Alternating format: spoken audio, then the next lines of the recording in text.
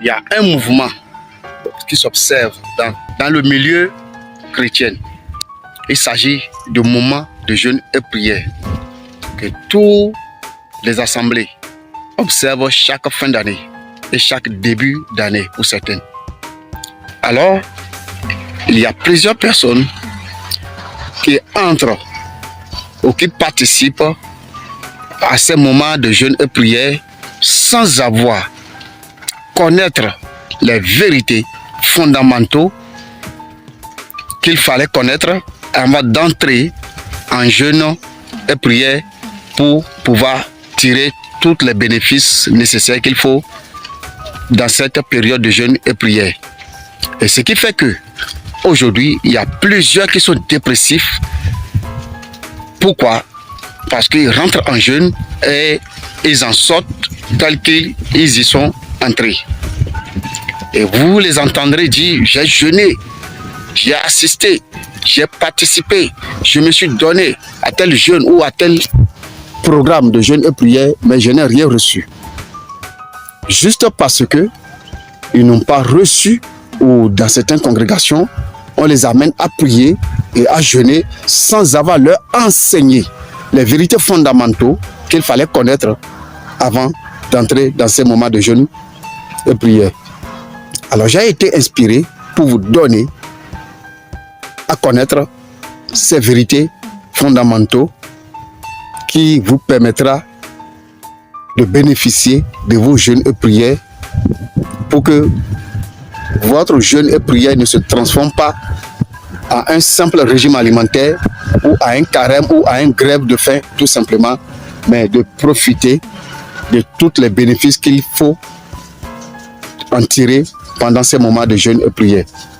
Alors shalom, moi ici c'est Charlemagne Semanou de la chaîne Je suis le chemin TV. Si tu viens de découvrir cette chaîne, je vais t'inviter à t'abonner sur la chaîne, cliquer sur la cloche de notification pour recevoir mes nouvelles vidéos que je vais poster dans un avenir très proche. Alors, sans plus tarder, rentrons dans le vif du sujet juste après ceci.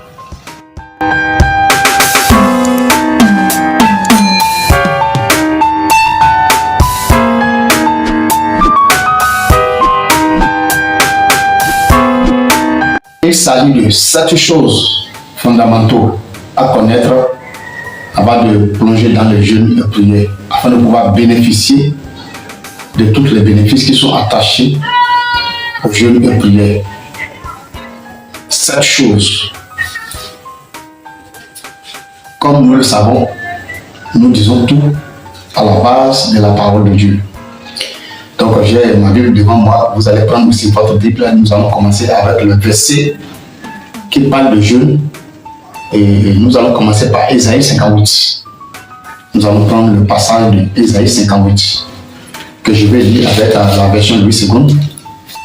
Ésaïe 58 à partir du premier verset qui nous dit: Crie à plein gosier, ne te retiens pas, et lève ta voix comme une trompette et annonce à mon peuple ses iniquités. Notez bien, ses iniquités. À la maison de Jacob, ses péchés. Tous les jours, ils me cherchent. Ils veulent connaître mes voies comme une nation qui aurait pratiqué la justice. Et n'aurait pas abandonné la loi de son Dieu. Il me demande des arrêts de justice et désire l'approche de Dieu. Verset 3. Que nous sert-il de gêner si tu ne les vois pas? De mortifier notre âme si tu n'y as point garde. Voici, suivez bien, voici le jour de votre jeûne. Vous vous livrez à vos penchants. Ça fait déjà 3e problème que Dieu est en train de souligner. Vous vous livrez à vos penchants et vous traitez durement tous vos mercenaires, c'est-à-dire vos serviteurs. Voici, vous jeûnez pour disputer et vous querellez. Vous jeûnez pour disputer et vous querellez. Pour frapper méchamment du poing. Vous ne jeûnez pas comme le veut ce jour. Pour que votre voix soit entendue en haut. Est-ce là le jeûne auquel je prends plaisir? Un jour où l'homme humilie son âme, courber sa tête comme un joug et se coucher sur le sac et le cendre, est-ce là ce que tu appelleras un jeûne, un jour agréable à l'Éternel? Amen. Je vais m'arrêter sur le verset 5. D'abord, ici, nous sommes en train de voir déjà beaucoup de choses que Dieu a soulignées. Il fait des reproches à son peuple, les Israélites, les enfants d'Israël, qui jeûnent et qui se plaignent de ce qu'ils ont jeûné et que Dieu ne répondait pas à leur jeûne, que Dieu n'agréait pas leur jeûne. Vous voyez? Alors, ce qui fait déjà un problème pour eux, et c'est pourquoi ils se sont dit, bon, à quoi bon de jeûner si Dieu ne prend pas garde, si Dieu n'agrée pas? C'est ce même problème que nos frères et sœurs ont aujourd'hui. Et ils jeûnent sans connaître cette vérité. Parce que les autres sont en train de jeûner et même ils plongent dans le moment de jeûne sans connaître cette vérité, d'autres même sans savoir même pourquoi ils jeûnent. Vous voyez? Donc ce qui pose vraiment de problème, et ces gens vont rentrer dans les jeûnes et prières tels qu'ils y sont entrés et ils en sortent aussi tels qu'ils y sont entrés. Vous voyez? Ça pose déjà un problème. Donc la première vérité qu'il faut savoir avant de rentrer dans le jeûne, c'est ce que le verset 1 de Isaïe 58 nous dit. Il faut traiter le problème du péché et de l'iniquité. Parce que c'est à ça que Dieu s'est attaqué premièrement. Donc lorsque vous venez dans le jeûne, avant de savoir que votre jeûne sera agréable à Dieu, il faut d'abord attaquer le problème du péché et de l'iniquité. D'accord? Le péché, c'est ce qu'on commet qui ne sont pas dans la volonté de Dieu, ce qu'on fait, ce qu'on dit, ou des endroits où on fréquente qui ne sont pas des endroits recommandés par la parole de Dieu. Ça, c'est le péché. Et ça, on le fait inconsciemment. D'accord? Ça, c'est le péché. Mais l'iniquité, c'est le péché dont on est conscient que c'est un péché, mais on le commet quand même. Ça, c'est l'iniquité. Vous voyez? Donc, Dieu attaque ces deux problèmes en un premier lieu. Déjà, au verset 58, au chapitre 58 d'Isaïe, premier passage, c'est à ça qu'il s'attaque, le péché et l'iniquité. Voyez-vous? Le chrétien, en rentrant dans le jeûne, doit savoir qu'il doit se débarrasser du péché et de l'iniquité. C'est ça. Il doit savoir que je rentre dans le jeûne de prière.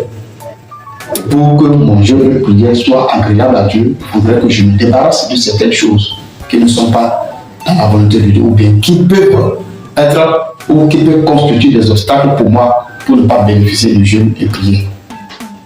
Je m'en prête pour entrer. Seconde chose, il dit ici, voici le jour de votre jeûne.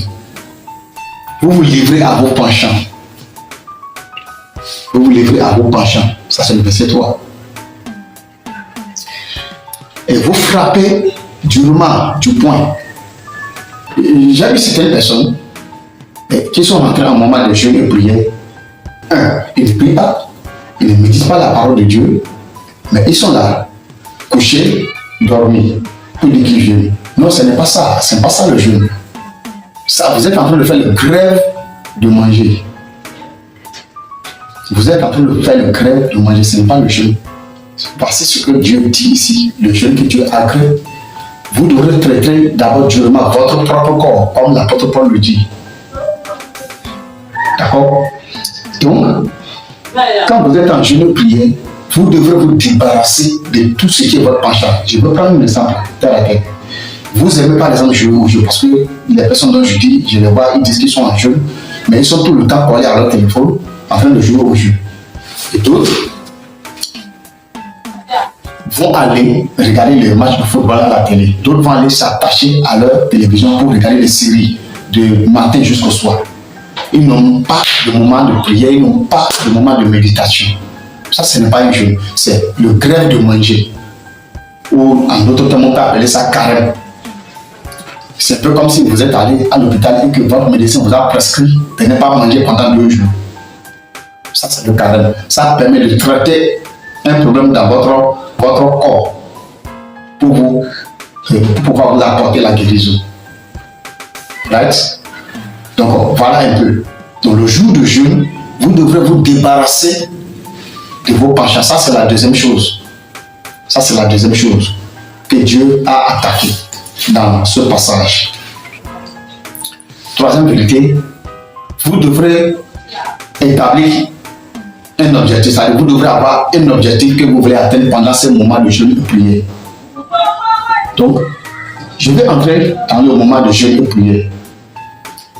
Qu'est-ce que je poursuis comme objectif? Quel but je vais atteindre? Donc, vous devrez savoir tout ça et établir ça. D'accord? Et vous savez que bon, voilà l'objectif que je vais atteindre et vous établissez ça. Et c'est là, vous savez que vous savez dans votre tête ou bien vous l'écrivez sur un bout de papier. Voilà ce que je poursuis en rentrant en jeûne et prière. Voilà ce que je poursuis. Voilà l'objectif que je vais atteindre. Right? Alors, quand l'objectif est établi, quatrième chose maintenant, il faut avoir maintenant un planning. Vous devrez établir maintenant un planning. Quand vous établissez le planning, ça veut dire le planning, c'est comment vous voulez que votre jeûne soit. Est-ce que ce serait jeûne sans manger, sans boire, c'est-à-dire à sec totalement pendant 2 jours, pendant 3 jours. Si c'est un jeûne de 7 jours, est-ce que vous voulez faire à eau pendant les 7 jours, ou bien vous voulez faire à sec pendant les 7 jours, ou vous voulez faire avec le riz pendant les 7 jours, ou bien vous voulez faire chaque matin, vous ne prenez rien jusqu'au soir et vous vous détachez en prenant quelque chose une nourriture légère, comme la bouillie par exemple, ou comme des légumes. Vous devez avoir ces plannings-là. Côté manger. Maintenant, côté spirituel, vous devrez avoir maintenant un planning de méditer la parole de Dieu. Bon, de telle heure à telle heure, je dois chercher à lire la Bible et lire, comprendre ce que Dieu veut me dire dans sa parole, pour avoir la révélation des Écritures. De telle heure à telle heure, je dois prier. De telle heure à telle heure, je dois prier. De telle heure, je dois faire ceci, je dois faire ceci. Et tout ça doit être constitué, écrit, si possible, dans votre agenda ou dans une feuille. Et ça va vous aider à pouvoir respecter le programme de vos jeûnes et prières. C'est très très important. Si nous n'avons pas un planning, notre jeûne va divaguer. On va divaguer dans le moment de jeûne et prière. Donc on doit faire comme Dieu. Dieu lui-même, avant de créer l'univers, avant de créer le monde, dans Genèse 1, à partir du verset 1 jusqu'au dernier verset, en rentrant même dans le chapitre 2, nous voyons clairement que Dieu a établi un planning. Donc cela dit quoi? Quand vous lisez chapitre 1 et chapitre 2 de Genèse, du livre de Genèse, vous allez voir qu'il y a un planning que Dieu a suivi. Premier jour, il créa d'abord les cieux et la terre. Après avoir créé tout, tout est mélangé. Alors, à chaque jour, il fait un travail. Quand il finit ce travail-là, il laisse, ça fait le lendemain, il revient, il établit. Ce qui veut dire que pendant ce moment, vous devrez apprendre aussi à vous reposer. Voilà. Je ne vous dis pas d'aller dormir, d'aller. Non, vous devrez quand vous travaillez jusqu'à un niveau donné, vous devrez apprendre à vous reposer. Voilà, cinquième chose, vous devrez apprendre à obéir à Dieu.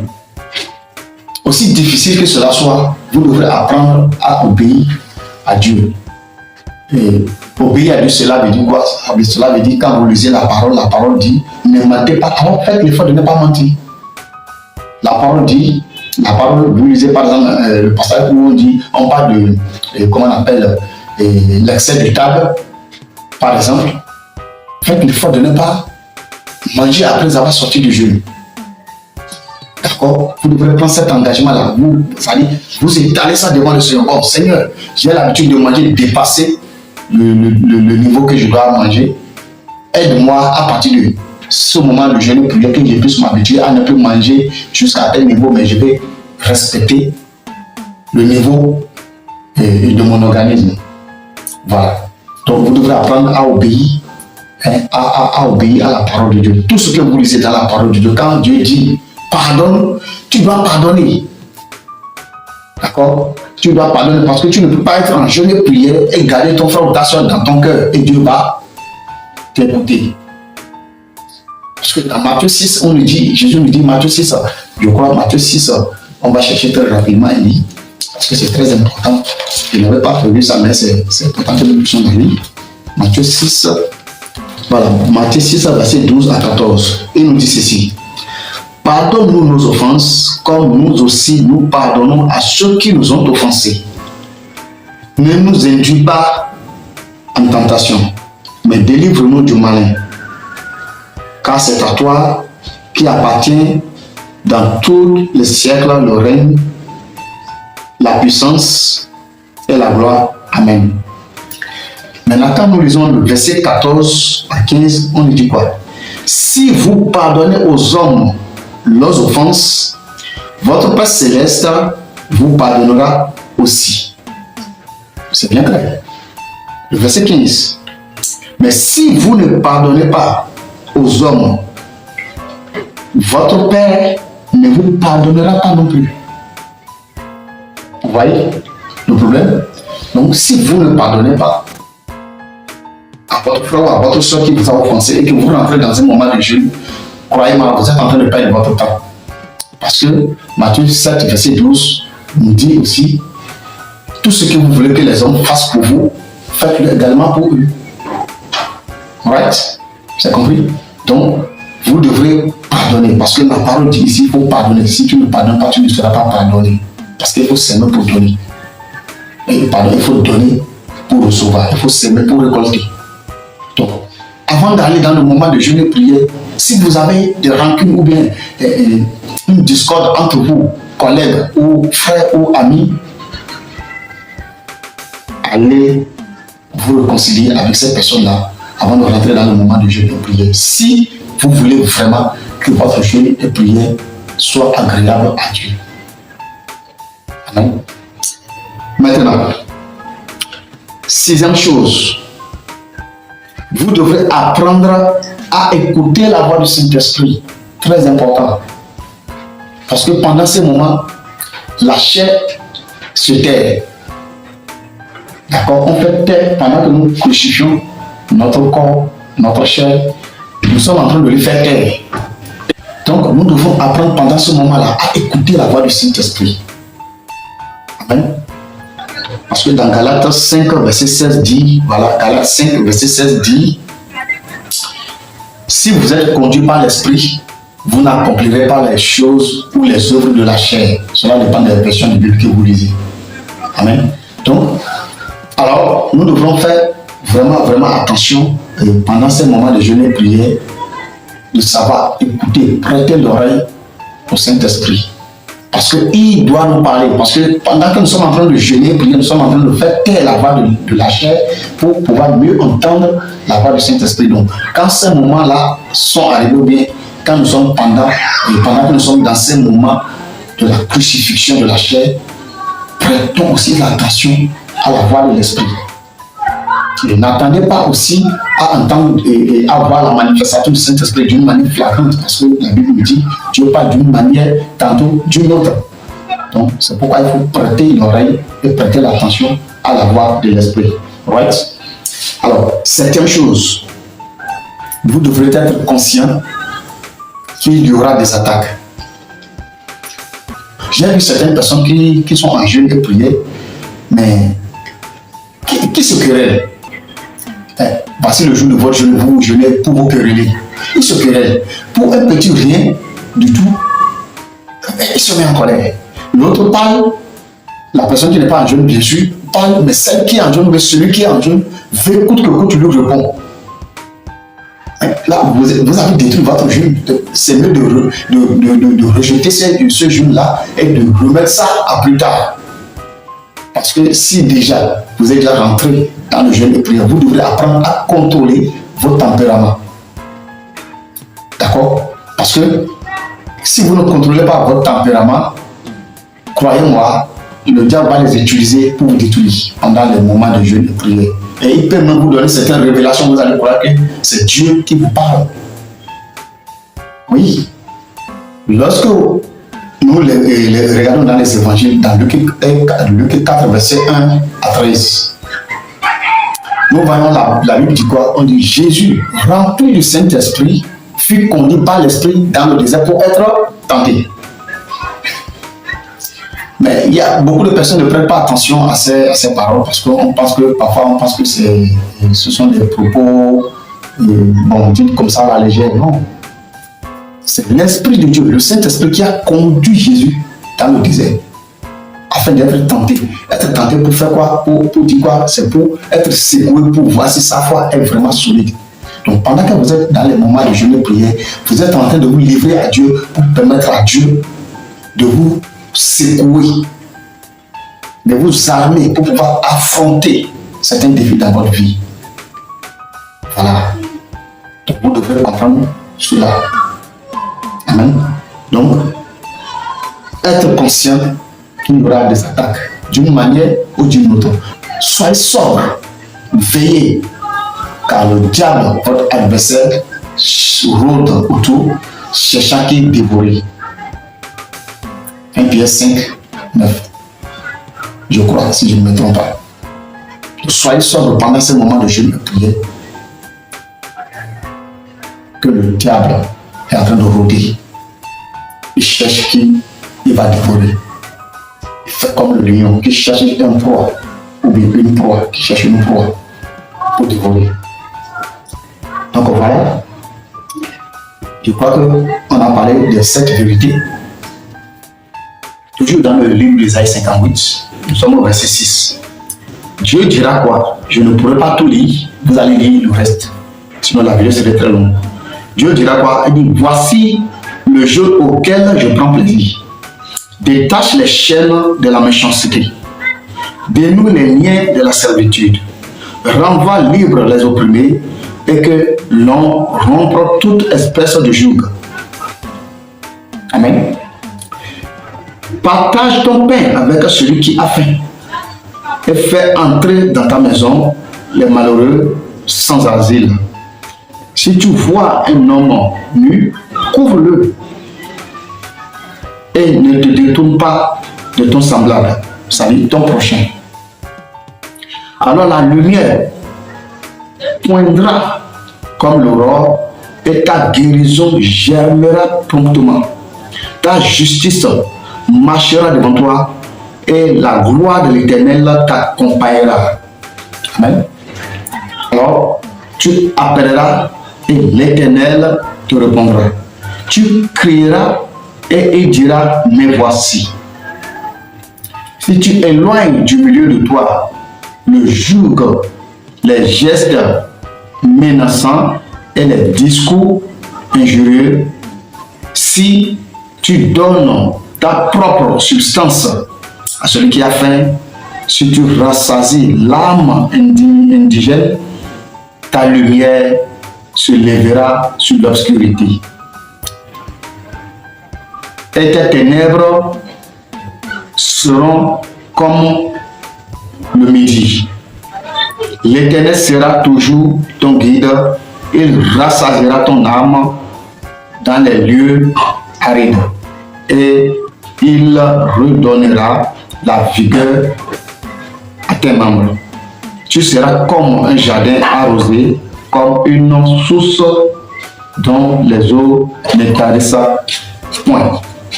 Alors vous lirez le reste à la maison. Vous voyez, quand vous lisez déjà, vous voyez déjà que lorsque nous respectons cette chose-là, l'Éternel nous fait des promesses. Vous savez, Dieu est miséricordieux. Amen. Nous avons lu à partir du premier verset jusqu'au verset 5. Du verset 1 au verset 5, Dieu a porté des accusations. Mais étant donné qu'il est un Dieu miséricordieux, de verset 6 jusqu'au verset 14.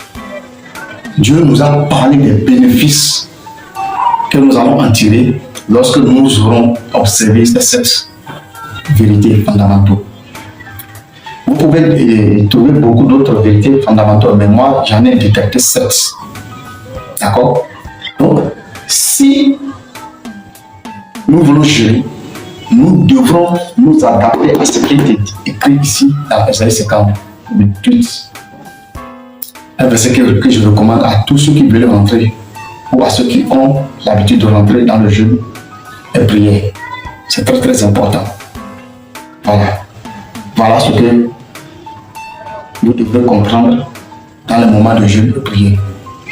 Et notre Dieu est un Dieu qui est toujours derrière sa parole pour l'exécuter. Vous devez savoir que l'objectif de ce jeûne et prière est pour faire sortir cet homme, ce champion qui a été choisi depuis ou avant même la création ou la fondation de ce monde, de sortir et de se manifester. Comme vous le voyez, ces spermatozoïdes que vous voyez, il y a 400 millions de spermatozoïdes. Et parmi ces 400 millions de spermatozoïdes, vous êtes la seule personne, le seul qui a pu survivre, le seul qui a pu atteindre l'ovulation. Right? Donc, lorsque vous avez pu atteindre l'ovulation, vous avez survécu dans le ventre de maman, vous êtes venu sur cette terre et Dieu vous a protégé malgré toutes les menaces de l'ennemi, de Satan. Vous avez pu être né de nouveau, vous avez pu parvenir à devenir chrétien. Sachez que il y a une mission que Dieu vous a confiée. Alors, les jeûnes et prières, le moment de jeûne et prière ont pour but de faire sortir ce champion. Et lorsque ce champion sort, il est comme un diamant, il est une pierre précieuse, mais qui est couvert de poussière, comme vous le voyez sur l'écran. Qui est couvert de poussière. Et il faut maintenant nettoyer cette pierre précieuse-là. Après l'avoir nettoyée, il faut maintenant le faire passer à la machine pour le tailler comme vous le voyez, le tailler pour lui donner une forme. Et après, cette pierre va devenir normale, ça va sortir, tout son éclat sortira et elle sera utile pour le monde entier, comme vous le voyez. Et lorsque cette pierre précieuse sera complètement sortie de la boue, elle va se mettre ensemble avec les autres pierres qui sont en train de briller dans ce monde, qui sont en train d'être utiles dans ce monde pour Dieu. Amen. Donc voilà un peu l'objectif de jeûne et prière. Vous êtes un champion. Et ce champion qui est né a besoin d'être travaillé, sorti de sa boue pour accomplir la mission que Dieu a écrit sur lui, ou Dieu lui a assigné avant même qu'il ne vienne sur cette terre. La création tout entière attend avec un ardent désir la révélation des fils de Dieu. Ce qui veut dire que ce champion, ce héros qui a été préparé avant même la fondation du monde, le monde entier l'attend pour qu'il vienne accomplir ce que Dieu a mis en lui pour l'humanité. Alors je crois qu'on va s'arrêter là. Si vous avez des questions, vous laissez vos questions dans les commentaires et je ferai mon plaisir pour répondre aussi à vos questions en réalisant d'autres vidéos. Et voilà, c'est la fin de cette vidéo. Si cela vous a aidé, si cela vous a été un tant soit peu utile, je vais humblement vous demander de la partager avec votre répertoire et demander à vos frères et sœurs de bien vouloir suivre cette vidéo jusqu'à la fin, parce que cela peut leur apporter des solutions. Amen. Alors je vous remercie. Encore une fois, je m'appelle Charlemagne Semanou de la chaîne Je suis le chemin TV. À la prochaine. Shalom. Que Dieu vous garde.